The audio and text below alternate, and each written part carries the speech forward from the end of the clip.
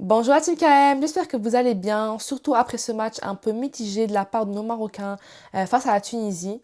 Dans cette vidéo, on va bien sûr parler de ce match et aussi parler rapidement du match face au Bénin qui aura lieu demain. Et je vous dirai justement ma composition ainsi que mes attentes pour ce match et mon pronostic. Avant de commencer, n'oubliez pas de vous abonner, liker, partager et commenter si vous aimez le contenu, car c'est vous la force. Donc, tout d'abord, pour parler du match face à la Tunisie, en abordant d'abord le niveau de cette équipe tunisienne qui, selon moi, c'était vraiment assez décevant de leur côté. Je trouve qu'ils avaient carrément rien à proposer en tant que tel. Ils étaient vraiment là pour, on dirait, casser des jambes. Et il y avait tellement de fautes en premier mi-temps comme en deuxième mi-temps. Et je trouve que c'est encore plus décevant justement que nos joueurs ont galéré justement, à déployer leur jeu face à une équipe de la sorte. Je trouve que justement, nos Marocains ont été très mous, surtout en première mi-temps. Il y avait trop de déchets techniques. Vraiment, il y a des passes qui s'en rendaient pas. C'était vraiment n'importe quoi sur le terrain à certains moments. Je trouve que justement, ils sont certes plus réveillés, on va dire, en deuxième mi-temps, avec justement les remplaçants qui ont pu, on va dire, apporter une certaine fraîcheur physique et justement un peu de nouveauté sur le terrain. Mais sinon, je trouve que ça a quand même pris trop de temps pour que justement notre équipe se réveille. Si on a vraiment besoin de faire entrer de nouveaux joueurs pour justement que l'équipe commence à marquer, commence à jouer, je trouve que c'est pas normal. Et ça veut juste dire que les titulaires qui ont commencé n'étaient pas méritants en tant que tels. Sinon, quelques joueurs, on a pu voir qu'ils étaient quand même en manque de forme. Il y avait le Malabot qui, je trouve, qui était pas, on va dire, lent, mais on dirait que, je sais pas, c'est pas le Malabot d'habitude. Souvent, vraiment, c'est l'un des piliers, on va dire, de l'équipe. En général, il récupère les ballons, il les ramène de l'avant, etc. Mais je trouve que lors de ce match, c'était vraiment pas le Amrabat de d'habitude, comme je l'ai dit. Et aussi d'autres joueurs qui, on va dire, jouaient sans envie, on dirait.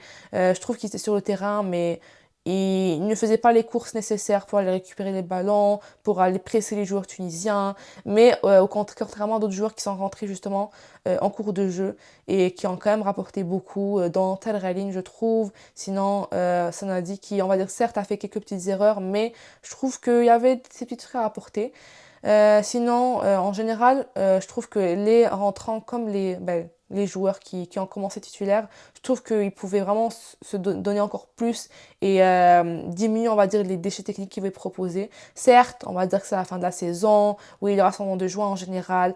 On va dire, c'est là où vraiment les équipes, on va dire, se relâchent, les joueurs sont fatigués, etc. Mais je trouve que c'est pas vraiment une excuse pour justement proposer un niveau de la sorte, surtout avec une CAN qui se rapproche à grands pas et que, bon, si on veut se dire que oui, le Maroc a sa chance de gagner cette CAN, cette compétition si prestigieuse qu'on veut tant, justement, il faut qu'on montre un autre visage.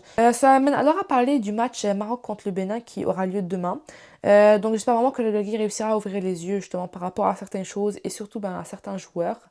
Pour mon départ, je mettrais soit Bounou ou bien jouer dans les buts. Ça, c'est pas vraiment, je pense, la priorité. Donc, peu importe, je pense que les deux feront un très bon boulot. Sinon, comme charnière centrale, je sais pas si le Gueye va mettre Eliamer et Massina encore une fois pour laisser une certaine continuité et les retester face au Bénin. Ou sinon, s'il fera rentrer par exemple El Azouzi à côté de l'un des deux, soit Massina ou bien Eliamer pour justement pouvoir tester un nouveau défenseur central, puisque on va dire le dernier match en tant que tel où l'on pourra vraiment tester vraiment un joueur dès le début, puisque je pense que les prochains matchs qui arrivent seront un peu plus importants, on va dire, pour vraiment préparer la CAN à 100% et non faire des tests par-ci par-là.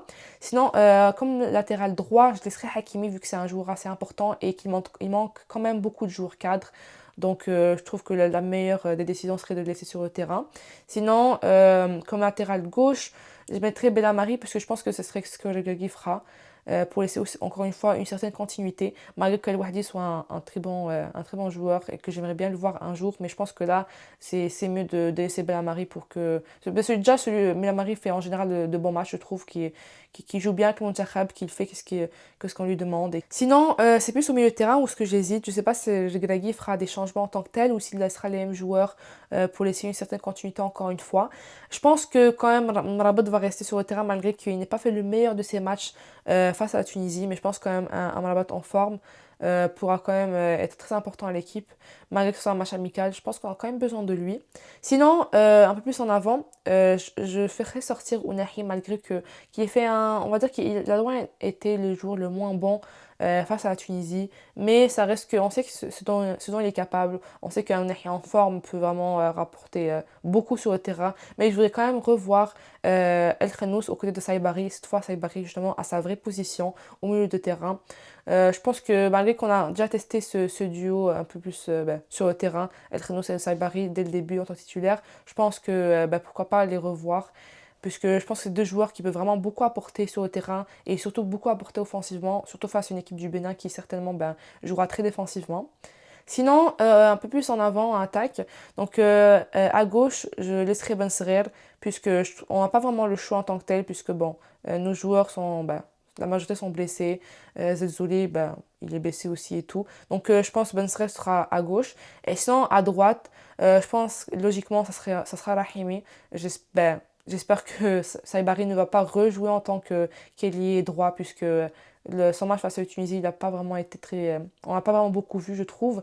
Donc pourquoi pas mettre Rahimi à droite. Certes, c'est pas, on va dire, c'est pas l'endroit où il excelle le plus, mais pour ce match-là, je pense qu'on n'a pas vraiment le choix.